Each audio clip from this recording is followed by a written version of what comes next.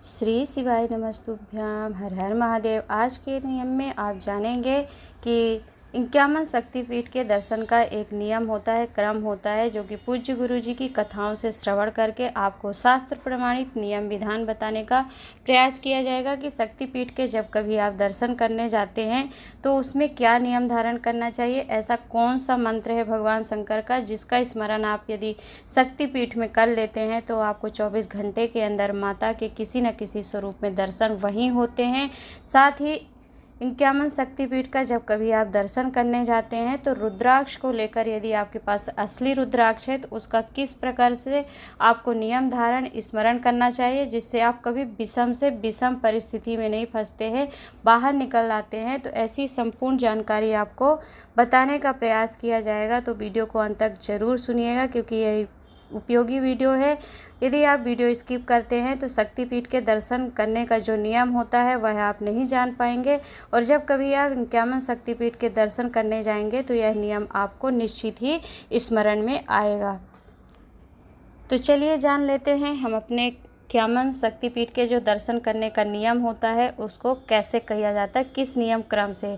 तो स्क्रीन पर आपको वीडियो दिख रहा है तो बताना चाहूँगी कि ये उमा कात्यायनी शक्तिपीठ है जहाँ पर माता सती के केस गिरे थे। 51 शक्तिपीठ में से 11वें नंबर का शक्तिपीठ है। सबसे पहले बताना चाहूँगी कि यह शक्तिपीठ कहाँ पर विराजमान है। तो भगवान कृष्ण की जन्मस्थली मथुरा के पास में ही आपको भूतेश्वर महादेव का जो मंदिर है वहाँ दर्शन करने जाएंगे तो उमा कात्यायनी माता का शक्तिपीठ का दर्शन होता है जहाँ पर माता सती के केस गिरे थे। और 51 शक्तिपीठ में से 11वें नंबर का यह शक्तिपीठ है जो आपको वीडियो में दिख रहा है। तो इस शक्तिपीठ में यदि आप दर्शन करने जाते हैं या फिर 51 में से कभी भी आपका संयोग प्राप्त होता है और आप कभी दर्शन करने जाते हैं तो जिस भी शक्तिपीठ में जाइएगा तो वहाँ पे माता के यज्ञ के लिए या फिर धूप बत्ती अगरबत्ती जलाई जाती है या कुंड बना होता है जिसमें भस्म होती है।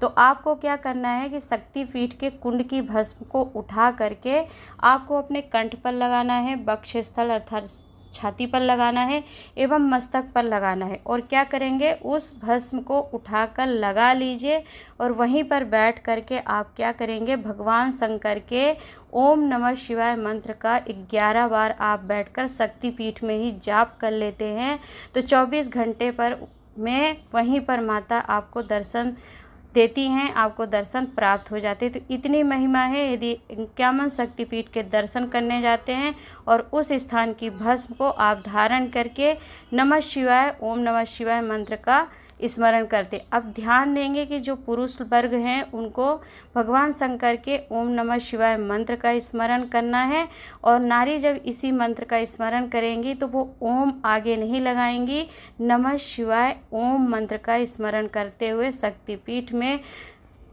जाप कर लेते हैं तो आपको माता के दर्शन वहीं प्राप्त हो जाते। तो देवी भागवत में शक्तिपीठ के दर्शन का क्रम वर्णन किया गया है कि किसी भी शक्तिपीठ पर जब आप कभी दर्शन करने के लिए जाएं तो यदि वहां पर कुंड है तो उसकी भस्म लगा लीजिए, या फिर थोड़ी सी अगरबत्ती है उसकी धूप हो या धूप बत्ती की ही भस्म हो उसे ही आप अवश्य लगाएं और 11 बार मंत्र का जाप जरूर कीजिएगा।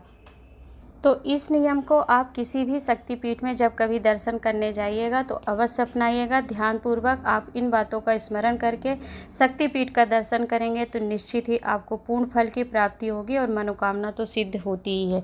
चलिए जान लेते हैं एक पूज्य गुरु जी ने और अच्छा सा उपाय कह सकते हैं या नियम कह सकते हैं कि रुद्राक्ष से संबंधित वर्णन किया था जो कि 51 शक्तिपीठ में ही पहुँच करके किया जाता है। तो यदि आप कभी शक्तिपीठ जाएंगे तो एक नियम आपको लेना है कि आप वहाँ पर की जो भस्म होगी, कुंड की, धूप की, अगरबत्ती जो भी भस्म मिल जाए उसे लगा करके कंठ में, वक्षस्थल और मस्तक पर 11 बार ओम नमः शिवाय मंत्र का स्मरण करेंगे। स्त्रियां ओम पहले नहीं लगाएंगी, नमः शिवाय ओम बोलेंगे, पुरुष ओम नमः शिवाय मंत्र का स्मरण करेंगे। यदि पति पत्नी दोनों बैठ करके शक्तिपीठ में स्मरण कर रहे हैं मंत्र का तब पति पत्नी दोनों ओम नमः शिवाय मंत्र का ही स्मरण कर सकते हैं, परंतु अलग अलग कर रहे हैं तब फिर आपको जो नियम बताया गया है मंत्र का उस नियम से आप मंत्र स्मरण करेंगे। दूसरा है कि अगर कोई आपके पास असली रुद्राक्ष है या फिर सीहोर का ही रुद्राक्ष आप गले में धारण किए हैं, तो जब इनक्यामन शक्तिपीठ में आप दर्शन करने जाएंगे तो उस रुद्राक्ष को क्या करेंगे कि यदि शक्तिपीठ के मंदिर में ब्राह्मण विराजमान है, बैठे हैं, तो उन्हें वह रुद्राक्ष दे दीजिए और वह आपको माता के जो शक्तिपीठ है, माता जो विराजमान है, उनके चरणों में छुआ करके आपको दे देते हैं।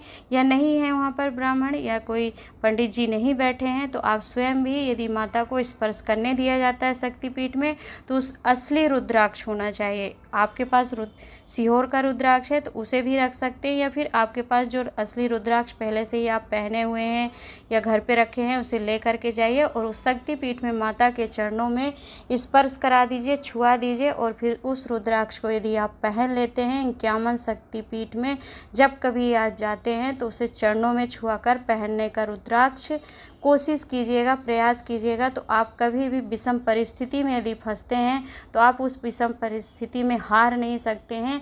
विषम से विषम परिस्थिति में आप बाहर निकल आएंगे और कभी आप उसमें असफल नहीं हो सकते। विषम परिस्थिति में भी आप हारेंगे नहीं और आपकी जीत निश्चित होती है, सफलता आपको प्राप्त होती है। तो यह शक्तिपीठ के दर्शन का नियम था, क्रम था, जिसे आप लेकर के लक्ष्य निर्धारित करके जाते हैं तो आपको पूर्ण फल की प्राप्ति होती है। रुद्राक्ष को लेकर आप जाते हैं और यदि चरणों में स्पर्श कराकर माता के आप धारण करते हैं तो कभी आप विषमता में नहीं पड़ते हैं। विषम परिस्थिति में आप पड़ कर के भी आप बाहर निकल आएंगे यदि बहुत बड़ी विषम परिस्थिति में पड़ते हैं तो यह दोनों शास्त्र प्रमाणित बातें थी और पूज्य गुरु जी द्वारा वर्णित है। अब इनक्यामन शक्तिपीठ में रुद्राक्ष स्पर्श करने के संवाद का वर्णन पूज्य गुरु जी ने अपनी 31 अगस्त से 6 सितंबर 2021 सीहोर से मध्य प्रदेश से रुद्राक्ष शिव महापुराण कथा श्रवण करवाई थी। तो आप उसमें इस नियम का स्मरण कर सकते हैं। पंचम दिवस की कथा में पूज्य गुरु जी ने वर्णन किया था कि शक्तिपीठ में रुद्राक्ष का स्पर्श और दर्शन करने का क्या महत्व है। दूसरा था कि शक्तिपीठ में जब आप कभी दर्शन करने जाते हैं तो क्या नियम धारण करना चाहिए, तो इसका वर्णन भी पूज्य गुरु जी ने अपने 10 से 16 अक्टूबर 2020 में पुरुषोत्तम शिव महापुराण कथा श्रवण करवाई थी, जिसको 4 भागों में सुनाया था। तो चौथा भाग था जो पार्ट 4 में डे 2 की 2020 की श्री पुरुषोत्तम शिव महापुराण कथा में बताया था। तो यह दोनों उपाय पूज्य गुरु जी द्वारा वर्णित है, नियम विधान बताया गया है और शास्त्र प्रमाणित है, जो आपके समक्ष मैंने सरलतम रूप से बताने का प्रयास किया है। आशा करती हूँ वीडियो आपके लिए उपयोगी रही होगी, ज्ञानवर्धक रही होगी। यदि लाभप्रद रही है तो वीडियो को लाइक एंड शेयर कर दीजिएगा। चैनल पर पहली बार आए हैं तो सब्सक्राइब कर दीजिएगा, क्योंकि ऐसे उपाय आपको प्राप्त होते रहेंगे, ऐसे नियम विधान आप जानते रहेंगे। आज के लिए इतना ही, मिलते हैं एक नए उपाय नए विधान के साथ। तब तक के लिए हर हर महादेव।